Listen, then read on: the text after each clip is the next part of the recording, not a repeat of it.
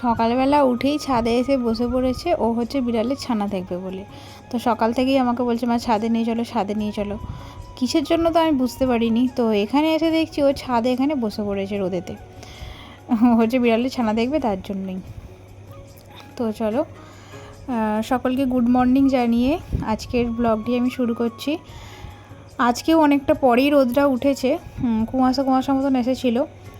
6:30টার সময় করে উঠলাম, উঠে ফ্রেশ ট্রেশ হয়ে এই ছাদে এলাম বাবুকে নিয়ে। ও এইমাত্র উঠলো। ওই দেখো আমাদের গাছে একটা কুমড়ো ধরেছে। গাছটা কবে থেকে হয়েছে, মা তো বলেই যাচ্ছে যে আর কুমড়ো হবে না, গাছটা কেটে ফেলতে হবে। তো গাছটা অনেকটা হয়েছে, দুটো চাল জুড়িয়ে হয়েছে। তো যেই গাছটা থেকে কুমড়ো ফুল তুলছিলাম সেই গাছটাই। তো অনেক দিন পরে এই একটা কুমড়ো দেখা দিয়েছে, জানি না ওটা হবে কি না। তো সেটাও হলে দেখাবো তোমাদেরকে। গুড মর্নিং বন্ধুরা। তো এইমাত্র ফ্রেশ হয়ে এলাম। আজকের আবহাওয়াটা না, সূর্যটা ঠিকঠাক করে ওঠেনি, আর একটু গরম গরম আছে। আর বাবুকে তো দেখতেই পেলে, ও সেই উঠে থেকে বলে ছাদে যাবো মা, বিড়াল ছানাগুলোকে দেখবো। তোমরা ছাদে বসে বসে একা একা করছে, খেলছে। আর শরীরটা তো ওর ভালো নয়, সর্দি কাশি হয়েছে। দেখি আজকে ডাক্তারখানা তো নিয়ে যেতেই হবে, যেখানে হোক। দেখা যাক কোথায় নিয়ে যাই। মানে ওর বাবা বলছে এখন অল্প আছে, হোমিওপ্যাথি দেখাতে। কিন্তু আমার হোমিওপ্যাথি দেখানোর ইচ্ছা নেই, তার কারণ সামনে পুজো, যদি আবার বাড়াবাড়ি হয়ে যায় সেই আবার পুজোর সময় অসুবিধা। তো দেখা যাক কি হয়। তো চলো আজকের ব্লগটি দেখতে থাকো। আর সব গুছিয়ে টুছিয়ে নিয়ে বিছানা। তো চলো দেখতে থাকো। তো দেখো সকালের পরে একবারে সেই দুপুরে ভাত খেতে বসেছি, সেটাই হচ্ছে তোমাদের সাথে শেয়ার করছি। তার কারণ হচ্ছে সারাদিনটা যে আমার উপর দিয়ে গেল না, সেসব পরে বলছি। তো দেখো এখানে হচ্ছে মাছের ঝোল হয়েছে। ছোট মাছ এসেছিলো, তো মাছ নিয়েছিলাম। তো মাকে বললাম তাহলে ঝোল করতে। এই মাছের ঝোল খেতে দারুণ লাগে। আবার এই মাছের মুড়োটা যদি ঝোলে হয় তো আমার তো জাস্ট ফাটাফাটি, আমার আর কিছু লাগবেই না, শুধু এই ঝোল দিয়ে ভাত খাওয়া হয়ে যাবে। তো বাবুকে ওদিকে খাইয়ে দিয়েছি, ও একটুখানি ঘোরাফেরা করছে। তো চলো আমি তাদের করে খেয়ে নিই। আমি আজকে একাই খেতে বসেছি, তার কারণ হচ্ছে ওর বাবা তো এখনও আসেনি, আর মা বাপিরও এখনও কাজ হয়নি, চানও হয়নি। তো আমি খেয়ে নিচ্ছি, তার কারণ হচ্ছে বাবুকে ঘুম টুম পাড়াতে হবে, ওই জন্যই তাড়াতাড়ি করে খেয়ে নিচ্ছি। তো চলো এবার তোমাদের সাথে বিকেলে দেখা হচ্ছে। গুড আফটারনুন বন্ধুরা। তো বিকালবেলা একটুখানি দুপুরবেলা শুয়েছিলাম বাবুকে নিয়ে। তো দেখো আমি আসলে ওর পাশে বসে ভয়েস ওভারটা দিচ্ছি, তো ও মানে কন্টিনিউয়াসলি কেসেই যাচ্ছে। এবারে কাশিটা এত পরিমাণে বেড়েছে ওর যে কি বলবো। তো যাই হোক, ওকে সকালের দিকে নিয়ে ডাক্তারখানায় গেছিলাম, তাই জন্য আর কিছুই তোমাদের সাথে শেয়ার করা হয়নি। সকালে তাড়াহুড়ো করে কাজ করে নিয়ে চান করে দুজনেই চান করে নিয়ে গেছিলাম হচ্ছে ডাক্তার কাছে। তো ডাক্তার ওষুধ দিল। জানি না পুজোর সময়, মানে এই পুজোর আগে এই যে শরীর খারাপটা হলো, আমার আর কিচ্ছু ভালো লাগছে না।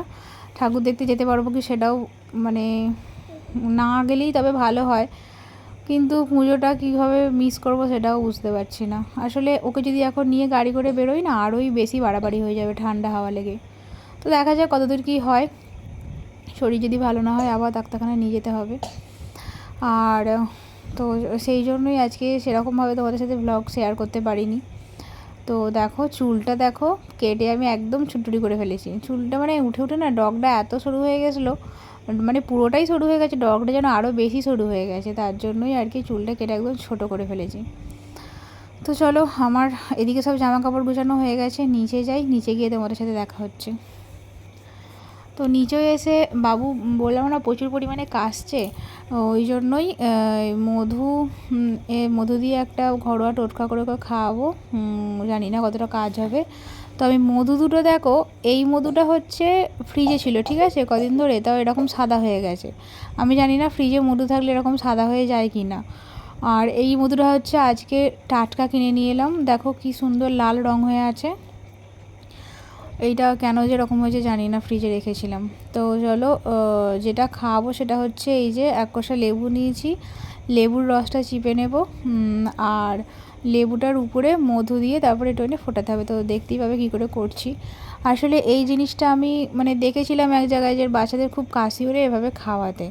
তো আমি দুবার একবার নয় মানে অনেকবারই এভাবে খাইয়েছি। তো মানে একটু আরাম লাগে হয়তো গলায়। আর এটা খেতে কীরকম লাগে বলো তো, ঠিক লজেন্সের মতন। এই যে লেবুর রস আর মধু দিয়ে একসাথে করা হয় না, এটা পুরো লজেন্সের মতন খেতে লাগে।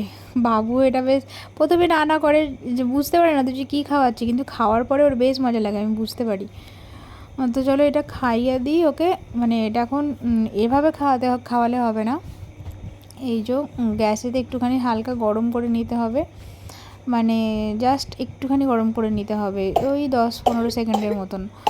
তো ভয়েস ওভারটাও যে আমি আজকে কতটা কষ্ট করে দিচ্ছি, ও কন্টিনিউয়াসলি পাশে শুয়ে কেসে যাচ্ছে। তো কিছু করার নেই, আমার মানে কাজটা না করে নিলে না, আর রাত্রিবেলা যখন ধরো ও ঘুমিয়ে পড়ার পরে করতে গেলে আমার আরও দেরি হয়ে যাবে। তো তার জন্যই ওকে পাশে নিয়ে এখন ভয়েস ওভারটা দিচ্ছি। তো তাই জন্যই এত কাশির আওয়াজ তোমরা শুনতে পাচ্ছ।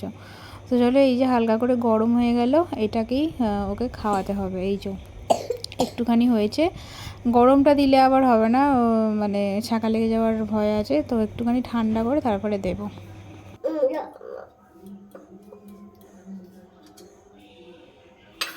ঠান্ডা সেই লজেন্স মধ্যে যেটা খাওয়াই গো, মধুটা। বাবা শিয়াল ডাকলে শুনেছিস?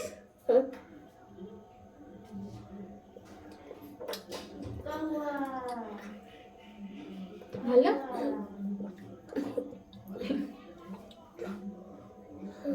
কেমন খেতে? ভালো ভালো।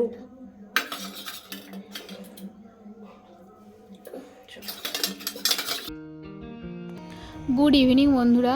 তো দেখো বাপি এনেছে হচ্ছে পুজোর বাজার করে। পুজোর বাজার বলতে কালকে ফর্দ করেছিল মুদিখানার, তো বস্তা করে, মানে দেখে মনে হচ্ছে কোনো একটা ছোটোখাটো কাজের বাড়ি হবে, সেই জন্য দোকান করে এনেছে। আসলে মাসকাবাড়ি বাজার করলে যা হয়, এমনি আগে তো সবসময় এরকম মাসকাবাড়ি বাজারই করতো, এখন একটু মানে খুচরো খাজরা নিয়ে আসে। তো পুজোর সময় বলে ওই জন্য ফর্দটা করে দেওয়া হয়েছিল। অনেক কিছু তো জিনিসপত্র লাগবে। আসলে বাপিকে কী বলো তো, কোনো জিনিস যদি ধরে আনতে বলা হয় তো বেঁধে নিয়ে আসে। লিখেছিলাম ফর্দতে, কিন্তু এত কিছু সব লিখিনি। তো যাই হোক, অনেক দিনই হয়ে যাবে সব কিছু। ডাল, তারপরে মুদিখানা, যাবতীয় সব জিনিসপত্র থাকে আর কি। তো সেইগুলোই বাপি বলেছিল যে ফর্দ দেখে একবার মিলিয়ে নেবে সব ঠিকঠাক আছে কি না। আর কি মেলানোর আছে, সব ঠিকই আছে মনে হয়। তো চলো এগুলো সব এখন বার করে নিই। আর বাবু এখন একটু বসে আছে ঘরে, তো এগুলো সব গুছিয়ে নিতে হবে। আজকের ব্লগটা এরকমই দেখে নাও, বুঝতেই পারছো অসুস্থ ছেলেকে নিয়ে যা হোক করে করেছি আজকে। ভাবছিলাম ব্লগ দেবোই না, কিন্তু ভিডিওটা যেহেতু করেই ফেলেছি তো দিয়েই দিই। তো চলো আজকের ব্লগটা এই পর্যন্তই, দেখা হবে নেক্সট ব্লগে। জানি না কালকে ব্লগ দিতে পারবো কি না, তো আশা করছি দেওয়ার চেষ্টা করব। তো আজকে এই পর্যন্তই, ভালো থেকো, সুস্থ থেকো, আর সকলকে মানে পুজোর আগাম শুভেচ্ছা জানাই। তো চলো, আসলে মানে কী যে সব ভয়েস ওভারে আজকে বলছি উল্টোপাল্টা, আমি নিজেই বুঝতে পারছি না। বাবু পাশে শুয়ে ওর শরীরটা খারাপ, তো পাশে শুয়ে আছে, তার জন্যই আমারও উল্টোপাল্টা হয়ে যাচ্ছে সব। তো চলো টাটা, গুড নাইট।